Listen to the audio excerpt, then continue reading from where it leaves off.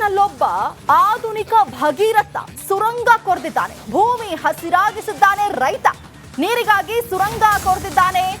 John ಮೊಂಥೆರೋ ಅಂತ ಹೇಳಿ ಈತನ ಹೆಸರು. ಮಂಗಳೂರಿನಲ್ಲೊಬ್ಬ ಆಧುನಿಕ ವ್ಯಕ್ತಿ ಕಂಡು ಬಂದಿದ್ದಾನೆ. ಸುರಂಗ ಕೊರೆದು ಭೂಮಿಯನ್ನ ಹಸಿರಾಗಿಸಿದ್ದಾನೆ ರೈತ. ಏನಾಪುರದಿಂದ ಅನಂತಪುರದವರೆಗೂ ಕೂಡ ಈ ಯೋಜನೆ ಸುಮಾರು 57 ಕಿಲೋಮೀಟರ್ ಉದ್ದದ ಕಾಲುವೆಯನ್ನ ಕೊರೆದಿದ್ದಾನೆ. ಅಲ್ಲಿರುವಂತಹ ನೀರಾವರಿ ಯೋಜನೆಗೆ ಅಂದ್ರೆ ಹಸಿರಾಗಿಸಿದ್ದಾನೆ. ಏತ ನೀರಾವರಿ ಯೋಜನೆ ಇದು. ಬಸವೇಶ್ವರ ಸುರಂಗ ಕೊರೆದು ಭೂಮಿ ಹಸಿರಾಗಿಸಿದಂತಹ ರೈತ ನೀರಿಗಾಗಿ ಸುರಂಗವನ್ನ ಕೊರೆದಿದ್ದಾನೆ. ಜಾನ್ ಮೊಂಥೆರೋ ಅಂತ ಹೇಳಿ ದೃಶ್ಯಗಳಲ್ಲಿ ಗಮನಿಸ್ತಾ ಇದ್ದೀವಿ. ನೀರಾವರಿ ಸುರಂಗವನ್ನ ಕೊರೆದಿದ್ದಾನೆ ರೈತ. ಭೂಮಿಯನ್ನ ಹಸಿರಾಗಿಸಿದ್ದಾನೆ. ನೋಡಿ, ಈ ಇಳಿ ವಯಸ್ಸಿನಲ್ಲಿ ಸರ್ಕಾರ ಮಾಡಬೇಕಾಗಿರುವಂತಹ ಕೆಲಸಗಳನ್ನ ಈಗ ಒಬ್ಬ ರೈತ ಮಾಡಿದ್ದಾನೆ. ಅಲ್ಲಿರುವಂತಹ ಬೆಳೆಗಳಿಗೆ ನೀರನ್ನ ಒದಗಿಸುವಂತಹ ನಿಟ್ಟಿನಲ್ಲಿ ಆತ ಈ ಶ್ರಮದಿಂದಾಗಿ ಈ ಸುರಂಗವನ್ನ ಕೊರೆದು ಅಲ್ಲಿರುವಂತಹ ಭೂಮಿಗೆ ಗಿಡಗಳಿಗೆ ನೀರು ಹಾಕುವುದಕ್ಕೆ ಒಂದು ವ್ಯವಸ್ಥೆಯನ್ನ ಈತ ಮಾಡ್ಕೊಂಡಿದ್ದಾನೆ. ಮಂಗಳೂರಿನಲ್ಲಿ ಆಧುನಿಕ ಭಗೀರಥ ಅಂತಾನೆ ಹೇಳ್ಬೋದು ಈತನಿಗೆ. ನೀರಾವರಿ ಯೋಜನೆ ಇಲ್ಲದೆ ಇದ್ದಂತಹ ಸಂದರ್ಭದಲ್ಲಿ, ಸರ್ಕಾರ ಅದ್ರ ಬಗ್ಗೆ ಗಮನ ಹರಿಸದೇ ಇದ್ದಂತಹ ಸಂದರ್ಭದಲ್ಲಿ, ಆಗ ರೈತ ತೆಗೆದುಕೊಂಡಂತಹ ನಿರ್ಧಾರದಿಂದಾಗಿ ಅಲ್ಲಿರುವಂತಹ ಭೂಮಿ ಹಸಿರಾಗಿದೆ. ನೀರಿಗಾಗಿ ಸುರಂಗವನ್ನ ಕೊರೆದು ರೈತ ಅಲ್ಲಿರುವಂತಹ ಗಿಡಗಳಿಗೆ, ತನ್ನ ತೋಟಗಳಿಗೆ, ಗದ್ದೆಗಳಿಗೆ ನೀರನ್ನ ಒದಗಿಸಿಕೊಂಡಿದ್ದಾನೆ. ನೀರಿಗಾಗಿ ಎಷ್ಟೆಲ್ಲ ಶ್ರಮವನ್ನ ವಹಿಸ್ತಾ ಇದ್ದಾರೆ ಅಂತ ನಾವು ದೃಶ್ಯಗಳಲ್ಲಿ ಗಮನಿಸ್ತಾ ಇದ್ದೀವಿ. ಸರ್ಕಾರ ಎಚ್ಚೆತ್ತುಕೊಂಡಿದ್ರೆ ಅಥವಾ ಅಲ್ಲಿರುವಂತಹ ಆಡಳಿತ ಎಚ್ಚೆತ್ತುಕೊಂಡಿದ್ರೆ ರೈತರಿಗೆ ಇಂತಹ ಶ್ರಮ ಬರ್ತಿರ್ಲಿಲ್ಲ ಅಂತ ಅನ್ಸುತ್ತೆ. ಮಂಗಳೂರಿನಲ್ಲಿ ಕಂಡು ಬಂದಿರುವಂತಹ ದೃಶ್ಯಗಳನ್ನ ಗಮನಿಸ್ತಾ ಇದ್ದೀವಿ. ಎಷ್ಟು ವರ್ಷ ಆಯ್ತು? 2 ವರ್ಷ ಆಗಿದೆ. ಯಾರೆಲ್ಲ ಮಾಡಿದ್ದು ಇದು? ನಾನು ಒಬ್ಬನೇ. ಎಷ್ಟು ಉದ್ದ ಉಂಟು ಒಳಗೆ? 50 ಕೋಲು. 50 ಕೋಲು. 50 ಕೋಲು ಸುರಂಗ ತೆಗೆಯಲಿಕ್ಕೆ ಎಷ್ಟು ಸಮಯ ನೀವು ಯಾವಾಗ ಮಾಡ್ತಿದ್ದೀರಿ ಕೆಲಸ? ರಾತ್ರಿ 6 ಗಂಟೆಯಿಂದ 12 ಗಂಟೆವರೆಗೆ ಮಾಡ್ತಾ ಇದ್ದೀರಿ? ಒಬ್ಬರು. ಅದು ಪಿಕ್ಕಸಲ್ಲಿ ತೆಗೆದು ಮಣ್ಣೆಲ್ಲ ಹೊರಗೆ ತಂದು ಹಾಕುದು ಹೇಗೆ? ಅದು ಬಟ್ಟಿಯಲ್ಲಿ ಎಳೆದು ತರುವುದು. ಅದು ಅಂದ್ರೆ ಒಬ್ಬರೇ ಮಾಡ್ತಿದ್ರೆ ಯಾರಾದ್ರೂ ಬೇರೆ? ಒಬ್ಬನೇ, ಯಾರು ಇಲ್ಲ. ಮನೆಯವರು ಯಾರಾದ್ರೂ ಬರ್ತಿದ್ರು? ಮನೆಯವರು, ಮಕ್ಕಳು ಬೆಳಿಗ್ಗೆ ಸಂಜೆ ಸಾಲ ಬಿಟ್ಟು ಸ್ವಲ್ಪ ಕೆಲಸ ಮಾಡ್ತಾರೆ ಬಂದು. ಅದೀಗ ಅದು ಎಷ್ಟು ಕೋಲು ಹೋಗುವ ಮಣ್ಣು ಜರಿದು ಬಿತ್ತು ಅಂತ ಹೇಳಿದ್ರಿ? ಅದು 50 ಕೋಲಿನ ಒಳಗೆ. ಅಲ್ಲಲ್ಲ, 20 ಕೋಲು ಆಗುವಾಗ ಮಣ್ಣು ಕುಸಿತ? ಅಲ್ಲ 30 ಕೋಲಿನ ಒಳಗೆ. ಒಳಗಿನ ಸುರಂಗದಲ್ಲಿ? ಒಳಗಿನ ಹೊರಂಗದಲ್ಲಿ, ಅಡ್ಡ ಹೋಗಿದ್ದ ಹೊರಂಗದಲ್ಲಿ. ಎಂತದ್ದು ಏನಾಗಿದೆ ಅಂದ್ರೆ ನೀರು ಏನಾದ್ರು ಜೋರಾಗಿ ಬಂತ? ಇಲ್ಲ, ಕಲ್ಲು ಸ್ವಲ್ಪ ಒಂದು ಕಲ್ಲು ಸಿಕ್ಕಿತು ಒಳಗೆ. ಅದನ್ನು ಹೊಡೆಯುವಾಗ ಇದು ಎಲ್ಲ ಬಿದ್ದದು ಕೆಳಗೆ ಮೇಲಿಂದಲೇ.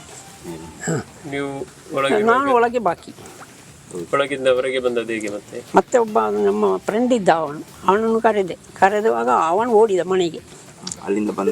ಅಲ್ಲಿಂದ ಬಂದು ವಾಪಸ್ ಒಳಗೆ ಬರುವಾಗ ಆ ಪಿಕ್ಕಸ್ ಒಂದು ಒಳಗೆ ಕೂಡು ಅಂತ ಹೇಳಿದೆ. ಒಂದು ಪಿಕ್ಕಸ್ ಕೊಟ್ಟ ಒಳಗೆ, ಅದರಲ್ಲಿ ಮಣ್ಣು ತೆಗೆದು ಹೊರಗೆ ಬಂದದ್ದು. ಸುರಂಗ ಮಾಡಲಿಕ್ಕೆ ಎಷ್ಟು ವರ್ಷ ಆಯ್ತು? 2 ವರ್ಷ ಆಗಿದೆ. ಯಾರೆಲ್ಲ ಮಾಡಿದ್ದು ಇದು? ನಾನು ಒಬ್ಬನೇ. ಎಷ್ಟು ಉದ್ದ ಉಂಟು ಒಳಗೆ? 50 ಕೋಲು. 50 ಕೋಲು. 50 ಕೋಲು ಸುರಂಗ ತೆಗೆಯಲಿಕ್ಕೆ ಎಷ್ಟು ಸಮಯ ನೀವು ಯಾವಾಗ ಮಾಡ್ತಿದ್ದೀರಿ ಕೆಲಸ? ರಾತ್ರಿ 6 ಗಂಟೆಯಿಂದ 12 ಗಂಟೆವರೆಗೆ ಮಾಡ್ತಾ ಇದ್ದೀರಿ? ಒಬ್ಬರು. ಅದು ಪಿಕ್ಕಸಲ್ಲಿ ತೆಗೆದು ಮಣ್ಣೆಲ್ಲ ಹೊರಗೆ ತಂದು. ಈಗ ಕರ್ನಾಟಕ ಎಕ್ಸ್‌ಪ್ರೆಸ್ ನ್ಯೂಸ್. ರಾಜಕೀಯ ಪರಿಸ್ಥಿತಿ ಏನಾಗುತ್ತೋ ಏನೋ, ಆದಷ್ಟು ಬೇಗ ಮೈಸೂರು ಕಾಂಗ್ರೆಸ್ ಕಚೇರಿ ಬೇಗ ಕಟ್ಟಿ ಅಂತ ಪರಮೇಶ್ವರ್ ಹೇಳಿಕೆಗೆ ಸ್ವತಃ ಪರಮೇಶ್ವರ್ ಅವರೇ ಸ್ಪಷ್ಟನೆ ಕೊಟ್ಟಿದ್ದಾರೆ. ಮೈಸೂರಿನಲ್ಲಿ ಮಾತನಾಡಿದ ಅವರು, ನನ್ನ ಹೇಳಿಕೆಯನ್ನು ಸರಿಯಾಗಿ ಅರ್ಥೈಸಿಕೊಂಡಿಲ್ಲ. ಸರ್ಕಾರ ಬೀಳಿಸೋದಕ್ಕೆ ಬಿಜೆಪಿ ಪ್ರಯತ್ನ ಮಾಡುತ್ತಲೇ ಇದೆ, ಆದರೆ ಅದು ಸಾಧ್ಯವಾಗುವುದಿಲ್ಲ ಅಂತ ಮೊದಲೇ ಹೇಳಿದೆ. ಅದಾದ ನಂತರ ರಾಜಕೀಯ ಪರಿಸ್ಥಿತಿ ಬಗ್ಗೆ ಮಾತನಾಡಿದ್ದೇನೆ. ಪಕ್ಷದ ಅಧ್ಯಕ್ಷರು ನಾಳೆ ಬದಲಾದರೂ ಆಗಬಹುದು. ಈ ಕಾರಣದಿಂದ ಕಚೇರಿಯನ್ನ ಬೇಗ ಕಟ್ಟಿ ಅಂತ ಹೇಳಿದ್ದೀನಿ ಅಷ್ಟೇ. ಮುಂದಿನ ಬಾರಿಯೂ ನಮ್ಮ ಸರ್ಕಾರವೇ ಅಧಿಕಾರಕ್ಕೆ ಬರುತ್ತೆ ಅಂತ ಹೇಳಿದ್ದಾರೆ. ರಾಜಕೀಯ ಅಂದರೆ ನೀವೇನಕ್ಕೆ ತಿಳ್ಕೊಂಡ್ರಿ ನೀವು? ಅಲ್ಲ, ಬೇಗ ಬಿಲ್ಡಿಂಗ್ ಬರಲಿ ಅಂತ ಹೇಳಿದ್ದು, ಇನ್ನೂ ಚೆನ್ನಾಗಾಗಲಿ, ಮತ್ತೆ ಇನ್ನೂ ಪಕ್ಷ ವಾಪಸ್ಸು ಬರಲಿ ಅಂತೇಳಿ. ಯಾಕಂದರೆ ಬೆಳಿಗ್ಗೆ ಮಾತಾಡುವಾಗ, ಅವತ್ತು ಸಂಜೆ ಮಾತಾಡುವಾಗ ಮೊದಲನೇ ಪ್ಯಾರಾದಲ್ಲಿ ಏನು ಮಾತಾಡಿದೆ ನಾನು? ದೆಹಲಿಗೆ ಹೋಗಿದ್ದಾರೆ, ಸರ್ಕಾರ ಅಸ್ಥಿರಗೊಳಿಸಕ್ಕೆ ಹೋಗ್ತಾರೆ, ಅದು ಇದು ನಾವು ಏನು ಗಟ್ಟಿ ಇದ್ದೀವಿ, ಸರ್ಕಾರ ಬೀಳ್ಸೋಕ್ಕಾಗೋದಿಲ್ಲ ಅಂತ ಹೇಳಿದ್ದೀನಿ. ಅದು ಸರ್ಕಾರದ ವಿಚಾರ. ಇದು ಪಕ್ಷದಲ್ಲಿ ನಾವು ಬೇಗ ಕಟ್ಟಬೇಕು ಅಂತ ಈಗ ಅಧ್ಯಕ್ಷರಿದ್ದಾರೆ, ಬೇಗ ಕಟ್ಟಿಸಿ ಅಂತ ಅರ್ಥದಲ್ಲಿ ಹೇಳಿದೆ ನಾನು. ಏನು ವಕ್ಫ್ ವಿರುದ್ಧ ಇಂದು ಬಿಜೆಪಿ ರಾಜ್ಯಾದ್ಯಂತ ಹೋರಾಟ ನಡೆಸ್ತಾ ಇದೆ. ಈ ವಿಚಾರಕ್ಕೆ ಸಚಿವ ಎಂಬಿ ಪಾಟೀಲ್ ಪ್ರತಿಕ್ರಿಯೆಯನ್ನ ನೀಡಿದ್ದಾರೆ. ವಿಜಯಪುರದಲ್ಲಿ ಮಾತನಾಡಿದ ಅವರು, ಕೇಂದ್ರ ಸರ್ಕಾರ ತನ್ನ 10 ವರ್ಷದ ಅವಧಿಯಲ್ಲಿ ಯಾಕೆ ಹೋರಾಟ ಮಾಡಿಲ್ಲ? ನಿಮ್ಮ ಅವಧಿಯಲ್ಲಿ ಎಷ್ಟು 9 ಹಾಗೂ 11 ನಂಬರ್ ಕಾಲಂನಲ್ಲಿ ಇಂದೀಕರಣ ಮಾಡಿದ್ದೀರಿ ಅಂತ ಹೇಳಿ ಬಿಜೆಪಿ ವಿರುದ್ಧ ಗುಡುಗಿದ್ರು. ಏನ್ರಿ ಅವ್ರ ಸರ್ಕಾರದಾಗೂ ಗೆಜೆಟ್ ನೋಟಿಫಿಕೇಶನ್ ಇತ್ತು, ಅವ್ರ ಪೀರಿಯಡ್ನಾಗೂ ಕೂಡ ನೋಟಿಸ್ಗಳು ಕೊಟ್ಟಿದ್ದಾರೆ, ಅವ್ರ ಪೀರಿಯಡ್ನಾಗೂ ಕೂಡ 9 ನಂಬರ್ 11 ನಂಬರ್ ಕೊಡಿದ್ದಾರೆ. ವಕ್ಫ್ ತಪ್ಪು ಮಾಡಿದ್ರೆ ನಾವು ವಕ್ಫ್ ಹೇಳಿದ್ದೀನಿ, ಮನೇನು ಕೂಡ ಪ್ರೊಟೆಕ್ಟ್ ಮಾಡೋಂಗಿಲ್ಲ. ವಕ್ಫ್ ಭಾಳಷ್ಟು ತಪ್ಪು ಮಾಡಿದಾವೆ, ಅದಕ್ಕೆ 2 ಮಾತಿಲ್ಲ. ಅದು ಇವ್ರದ್ದು ರಾಜಕೀಯ ಪ್ರೇರಿತ. ಕಾಂಗ್ರೆಸ್ ಸರ್ಕಾರ ಇದ್ದಾಗ 2 ದಿವಸ ಕುಂಭಕರ್ಣ ನಿದ್ದೆ ಮಾಡಿದ್ರು ತಾವಿದ್ದಾಗ. ತಾವು ನೀವಿದ್ದಾಗ ಯಾಕೆ ಮಾಡಲಿಲ್ಲ ಇದನ್ನೆಲ್ಲ?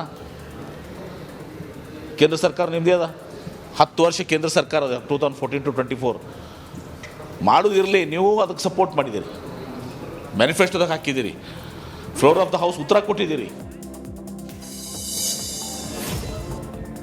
ಸರ್ಕಾರದ ವಿರುದ್ಧ ಬಿಜೆಪಿ ರೆಬೆಲ್ಗಳಿಂದ ಸಂಘಟನಾತ್ಮಕ ಹೋರಾಟಕ್ಕೆ ತಂತ್ರಗಾರಿಕೆ ನಡೆಸಲಾಗ್ತಾ ಇದೆ. ವಕ್ಫ್ ಪ್ರವಾಸ ಕುರಿತು ಪ್ರತ್ಯೇಕ ಹೋರಾಟದ ದಿನಾಂಕ ಘೋಷಣೆ ಮಾಡಲಾಗಿದೆ. ಪ್ರವಾಸಕ್ಕೂ ಮುನ್ನ ಪ್ರತಿ ಜಿಲ್ಲೆಗಳಿಗೆ ಬಿಜೆಪಿ ನಾಯಕರು ಭೇಟಿ ನೀಡಲಿದ್ದಾರೆ. ಈಗಾಗಲೇ ತುಮಕೂರಿನಲ್ಲಿ ಮಾಜಿ ಸಚಿವ ಬಿಸಿ ನಾಗೇಶ್ ಭೇಟಿಯಾಗಿ ಮಾತುಕತೆ ನಡೆಸಲಾಗಿದೆ. ನವೆಂಬರ್ 25ರಂದು ಬಿಜೆಪಿ ನಾಯಕರು ವಕ್ಫ್ ಆಸ್ತಿ ಕುರಿತ ಜನಜಾಗೃತಿಗೆ ಮುಂದಾಗಿದ್ದಾರೆ. ನಿಮ್ಮ ರಿಪಬ್ಲಿಕ್ ಕನ್ನಡದ ರಿಯಾಲಿಟಿ ಚೆಕ್ನಲ್ಲಿ ಇಂದಿರಾ ಕ್ಯಾಂಟೀನ್ ಬಟಾಬಯಲಾಗಿದೆ. ಕ್ಯಾಂಟೀನ್ ಸಿಬ್ಬಂದಿಗಳಿಗೆ ವೇತನ ಪಾವತಿ ಮಾಡದ ಹಿನ್ನೆಲೆ ಸಿಬ್ಬಂದಿಗಳು ಕರ್ತವ್ಯಕ್ಕೆ ಗೈರಾಗಿದ್ದಾರೆ. ಹಸಿದ ಹೊಟ್ಟೆಗೆ ಊಟ ಸಿಗದೆ ಜನರು ವಾಪಸ್ ಹೋಗ್ತಾ ಇದ್ದಾರೆ. ಸಿಬ್ಬಂದಿಗಳು ರಿಪಬ್ಲಿಕ್ ಕ್ಯಾಮೆರಾ ಮುಂದೆ ಅಳಲನ್ನ ತೋಡ್ಕೊಂಡಿದ್ದಾರೆ. ಹಲವಾರು ತಿಂಗಳಿಂದ ವೇತನ ನೀಡಿಲ್ಲ, ಇದರಿಂದ ಮನೆ ನಡೆಸೋದಕ್ಕೆ ಕಷ್ಟವಾಗ್ತಾ ಇದೆ. ನಾವೆಲ್ಲರೂ ಉತ್ತರ ಪ್ರದೇಶದಿಂದ ಬಂದು ಕೆಲಸ ಮಾಡ್ತಾ ಇದ್ದೀವಿ, ಸರ್ಕಾರ ವೇತನ ನೀಡದೆ ಸಾಯಿಸ್ತಾ ಇದೆ ಅಂತ ಹೇಳಿ ಅಸಮಾಧಾನವನ್ನ ವ್ಯಕ್ತಪಡಿಸಿದರು. ಆಲ್ಮೋಸ್ಟ್ ಒಬ್ಬೊಬ್ಬರಿಗೆ ಪರ್ಸನಲ್ ಪ್ರಾಬ್ಲಮಿಂದ ಹಾಕ್ಸ್ಕೊಂಡಿದ್ದಾರೆ, ಇನ್ನೂ ಹಾಕಿಲ್ಲ ಸ್ಯಾಲ್ರಿ. ಕೇಳಿದರೆ BBMP ಕಡೆಯಿಂದ ಬಿಲ್ಲಿಂಗ್ ಆಗಿಲ್ಲ ಅಂತ. ನಾನು BBMPಗೆ ಮನವಿ ಮಾಡ್ಕೊಳೋದು ಇಷ್ಟೇ ಮೇಡಮ್, ಏನಂತ ಆದಷ್ಟು ಬೇಗ ನಮ್ಮದು ಸ್ಯಾಲ್ರಿ ಕ್ಲಿಯರ್ ಮಾಡಿಕೊಡಿ, ಬಿಲ್ ಮಾಡಿಕೊಡಿ. ನಮಗೆ ಸ್ಯಾಲ್ರಿ ಕ್ಲಿಯರ್ ಮಾಡಿಕೊಡ್ತಾರೆ. ನಮ್ಮ ಕಮಿಟ್ಮೆಂಟ್ಗಳು ಇರ್ತವೆ, ನಾವು ಊರಿಂದ ಅವ್ರು ಬಿಟ್ಟು ಸಂಪಾದನೆ ಮಾಡೋಕ್ಕೆ ಬಂದಿದ್ದೀವಿ. ಈ ಥರ ಆಯ್ತು ಅಂದರೆ ಭಾಳ ಕಷ್ಟ ಆಗುತ್ತೆ. ಸಂಬಳ ಆಲ್ಮೋಸ್ಟ್ ಒಬ್ಬೊಬ್ಬರಿಗೆ ಪರ್ಸನಲ್ ಪ್ರಾಬ್ಲಮಿಂದ ಹಾಕ್ಸ್ಕೊಂಡಿದ್ದಾರೆ, ಇನ್ನೂ ಹಾಕಿಲ್ಲ ಸ್ಯಾಲ್ರಿ. ಕೇಳಿದರೆ BBMP ಕಡೆಯಿಂದ ಬಿಲ್ಲಿಂಗ್ ಆಗಿಲ್ಲ ಅಂತ. ನಾನು BBMPಗೆ ಮನವಿ ಮಾಡ್ಕೊಳೋದು ಇಷ್ಟೇ ಮೇಡಮ್, ಏನಂತ ಆದಷ್ಟು ಬೇಗ ನಮ್ಮದು ಸ್ಯಾಲ್ರಿ ಕ್ಲಿಯರ್ ಮಾಡಿಕೊಡಿ, ಬಿಲ್ ಮಾಡಿಕೊಡಿ ನಮಗೆ. ಗದಗ ಜಿಲ್ಲೆ ನರಗುಂದ ತಾಲೂಕಿನ ಕೊಣ್ಣೂರು ಗ್ರಾಮದಲ್ಲೊಂದು ಕುಟುಂಬದ BPL ಕಾರ್ಡ್ ಕೂಡ ರದ್ದಾಗಿದ್ದು ಕುಟುಂಬಸ್ಥರು ಕಣ್ಣೀರು ಹಾಕ್ತಿದ್ದಾರೆ. ಬಸ್ ನಿಲ್ದಾಣದ ಬಳಿ ಪೇರಲೆ ಹಣ್ಣು ಮಾರಾಟ ಮಾಡಿ ಜೀವನ ಸಾಗಿಸುತ್ತಿದ್ದ ಹಾಸಿಂ ಅಲಿ ಹಾಗೂ ಬಿಬಿ ಹಜಾರಾ ದಂಪತಿ BPL ಕಾರ್ಡ್ ರದ್ದಾಗಿದೆ. ಮನೆ ಬಿದ್ದಿರುವ ಕಾರಣ ಬಾಡಿಗೆ ಮನೆಯಲ್ಲಿ ದಂಪತಿಗಳು ವಾಸ ಮಾಡ್ತಾ ಇದ್ರು. ಇದೀಗ ಕಾರ್ಡ್ ರದ್ದಾಗಿರುವುದಕ್ಕೆ ದಂಪತಿಗಳಿಗೂ ಸರ್ಕಾರದ ವಿರುದ್ಧ ಆಕ್ರೋಶ ವ್ಯಕ್ತಪಡಿಸಿದ್ದಾರೆ. ಜೊತೆಗೆ ಕೌಸರಾ ಬಾನ್ ಎಂಬುವರು ಟೈಲರ್ ಕೆಲಸ ಮಾಡಿ ಜೀವನ ಸಾಗಿಸ್ತಾ ಇದ್ರು, ಆದರೆ ಈಗ ಅವರ ಅಂತ್ಯೋದಯ ಕಾರ್ಡ್ ಸಹ ರದ್ದಾಗಿದೆಯಂತೆ. ನಾವು ಸರ್ಕಾರದ ಅಕ್ಕಿ ನಂಬಿಕೊಂಡು ಜೀವನ ನಡೆಸ್ತಾ ಇದ್ವಿ ಅಂತ ಸರ್ಕಾರದ ಕಾರ್ಡ್ ರದ್ದು ಮಾಡಿದೆ ಅಂತ ಕುಟುಂಬಸ್ಥರು ಕಣ್ಣೀರು ಹಾಕ್ತಿದ್ದಾರೆ. ಕಾರ್ಪೊರೇಟರ್ ಪರ ರೈತ ವಿರೋಧಿ ಕೃಷಿ ನೀತಿಗಳನ್ನ ಕೈಬಿಡಲು ಒತ್ತಾಯಿಸಿ ಅಖಿಲ ಭಾರತ ರೈತ ಕೃಷಿ ಕಾರ್ಮಿಕ ಸಂಘಟನೆ ವತಿಯಿಂದ ಬೆಳಗಾವಿಯಲ್ಲಿ ಪ್ರತಿಭಟನೆ ನಡೆಸಲಾಯಿತು. ಬೆಳಗಾವಿ ನಗರದ ಕನ್ನಡ ಸಾಹಿತ್ಯ ಭವನದಿಂದ ಪ್ರತಿಭಟನಾ ರ್ಯಾಲಿ ಮೂಲಕ ಜಿಲ್ಲಾಧಿಕಾರಿ ಕಚೇರಿಗೆ ತೆರಳಿ ಮನವಿಯನ್ನ ಸಲ್ಲಿಸಲಾಯಿತು.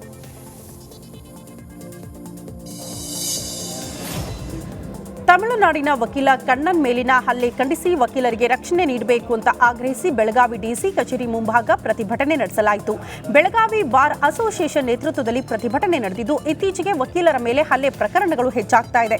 ಸರ್ಕಾರ ವಕೀಲರ ಮೇಲಿನ ಹಲ್ಲೆ ಪ್ರಕರಣವನ್ನು ಗಂಭೀರವಾಗಿ ಪರಿಗಣಿಸಬೇಕು, ಆರೋಪಿಗಳಿಗೆ ಕಠಿಣ ಶಿಕ್ಷೆ ವಿಧಿಸಿ ವಕೀಲರಿಗೆ ರಕ್ಷಣೆ ಒದಗಿಸಬೇಕು ಅಂತ ಜಿಲ್ಲಾಡಳಿತದ ಮೂಲಕ ಸರ್ಕಾರಕ್ಕೆ ಮನವಿ ಸಲ್ಲಿಸಿದ್ದಾರೆ. ಪಡಿತರ ಚೀಟಿ ರದ್ದು ಮಾಡುವುದನ್ನ ಕೈಬಿಡಿ, ಇಲ್ಲವೇ ವಿಧಾನಸಭೆ ವಿಸರ್ಜನೆ ಅಂತ ಹೇಳಿ ರೈತ ಮುಖಂಡರು ಒತ್ತಾಯಿಸ್ತಾ ಇದ್ದಾರೆ. ಬೆಳಗಾವಿಯಲ್ಲಿ ನಡೆದ ಪ್ರತಿಭಟನೆಯಲ್ಲಿ ರಾಜ್ಯ ಸರ್ಕಾರ ಅಧಿಕಾರಕ್ಕೆ ಬಂದಾಗಿನಿಂದ ಗ್ಯಾರಂಟಿ ಯೋಜನೆಗಳನ್ನ ಘೋಷಿಸಿದ ಮೇಲೆ ಜನಸಾಮಾನ್ಯರಿಗೆ ಒಂದಿಲ್ಲೊಂದು ತೊಂದರೆ ಆಗ್ತಾ ಇದೆ. ಬಡವರ ಕಾರ್ಡ್ ರದ್ದು ಮಾಡೋದ್ರಿಂದ ಜನರು ಸಂಕಷ್ಟಕ್ಕೆ ಸಿಲುಕ್ತಾ ಇದ್ದಾರೆ. ಸರ್ಕಾರ ಕೂಡಲೇ ಪಡಿತರ ಚೀಟಿ ರದ್ದತಿ ಕೈ ಬಿಡಬೇಕು ಅಂತ ಹೇಳಿ ಆಗ್ರಹಿಸಿದರು.